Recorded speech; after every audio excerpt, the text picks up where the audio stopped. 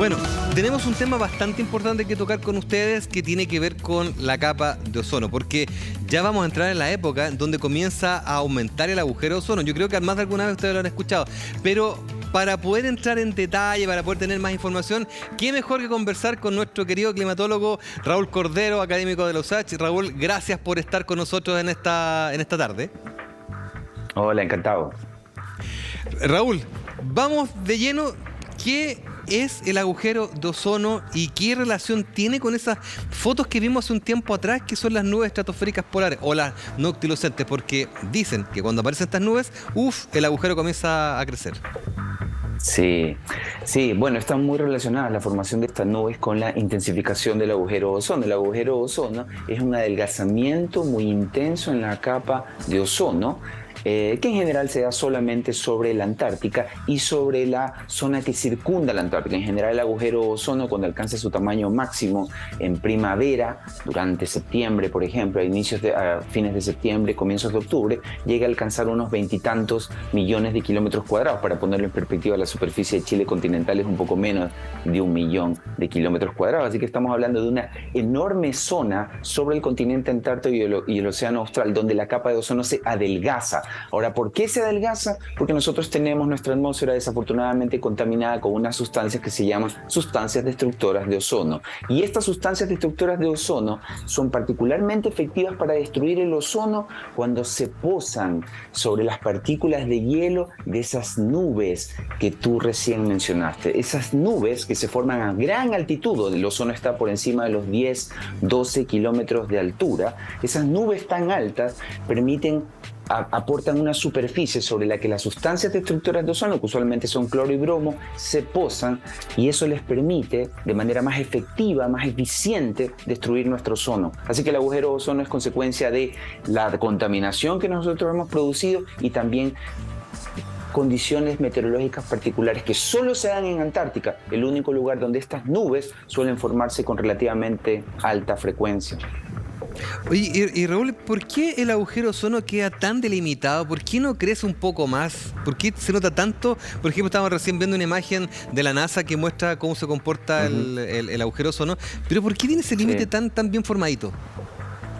En general, ese límite que se observa en estas imágenes satelitales está definido por el vórtice polar. Esa es la frontera que separa el vórtice polar. Bueno, tú eres probablemente tal vez las personas que nos escuchan, no todos son expertos en qué mismo el vórtice polar, pero el vórtice polar es una especie de ciclón a gran altura en la parte alta de la atmósfera que separa la masa de aire frío, que en general rota como si fuese un ciclón sobre la Antártica, del resto de aire, que es mucho menos frío. Entonces, ¿por qué esa es la frontera del agujero de ozono? Porque ese aire frío con temperaturas bajas facilita la formación de estas nubes de hielo que mencionábamos al inicio, que solamente pueden formarse en esa zona donde las temperaturas son suficientemente bajas. Fíjate tú que las sustancias destructoras de ozono, que son resultado de la contaminación que nosotros hemos generado desde que se comenzaron a usar ciertas sustancias que tenían cloro y bromo, sobre todo en los propelentes de spray. Esta contaminación está en todo el mundo,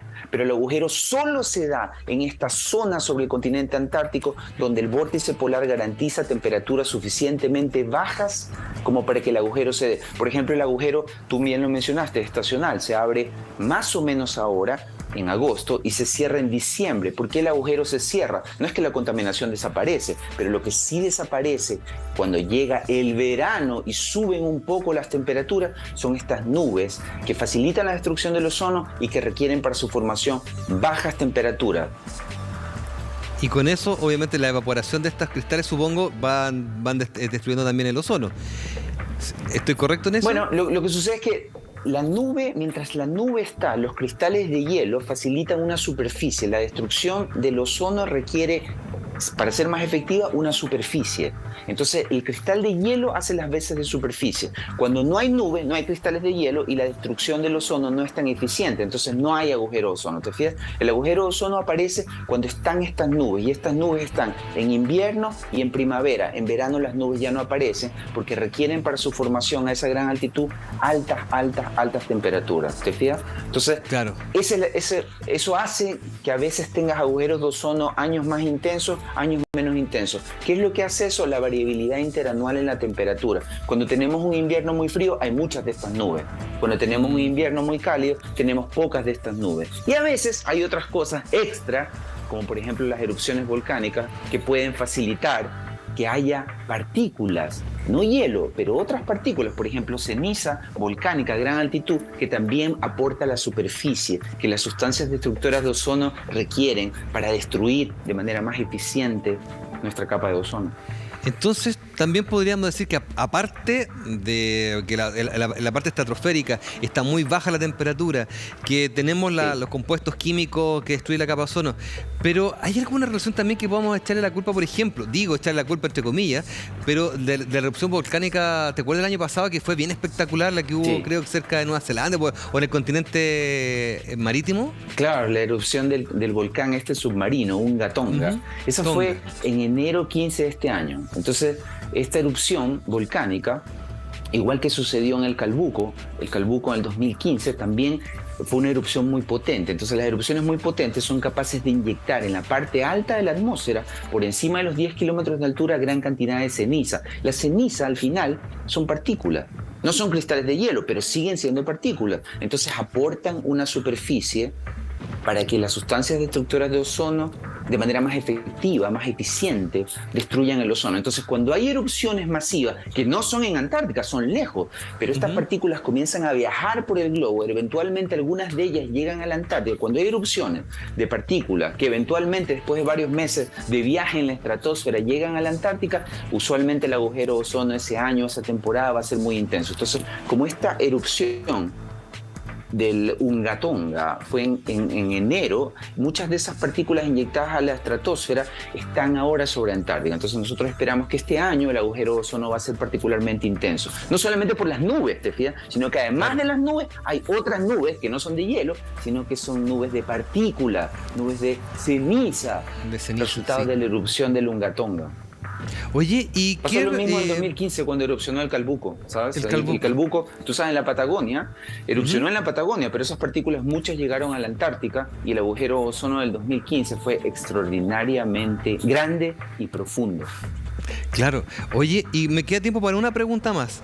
¿Es mito o es realidad esto que se ha estado recuperando los niveles de concentración de ozono? Porque he escuchado noticias que han vuelto a aparecer algunos gases que lo destruyen, pero no sé si esto ha sido positivo el avance en cuanto a la recuperación. No, mira, el agujero ozono está, a pesar de que a veces es más grande, a veces es más chico, cuando tú sacas la estadística de las últimas 2 décadas, tú observas que el agujero ozono más o menos desde el 2006 está remitiendo. Hay años peores que otros, hay años más malos, pero hay una tendencia hacia la recuperación. Nosotros esperamos que el agujero ozono deje de abrirse en la segunda mitad de este siglo.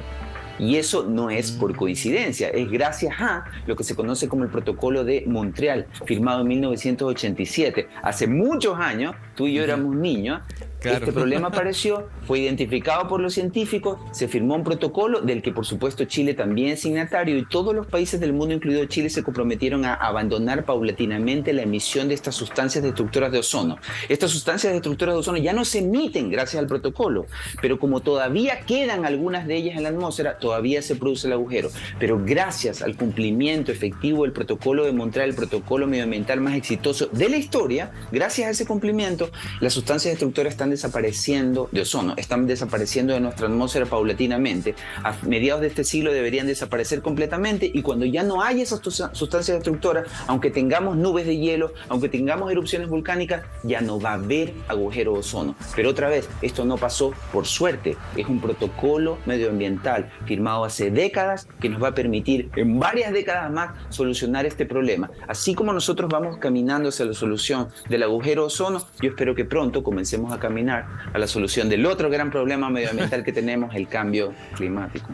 Tal cual. De hecho, estaba pensando justamente lo mismo, que es una noticia súper positiva, porque una vez que nos comprometemos todos, podemos encontrar perfectamente una salida, y este es yo creo que es el mejor ejemplo también, como lo estás diciendo. Oye, Raúl, una vez más te doy las gracias por haber estado con nosotros esta tarde. De verdad, tremendamente clarita tu exposición. Así que ya sabes, estás prontamente invitado para compartir otro tema con nosotros. Así que gracias, Raúl.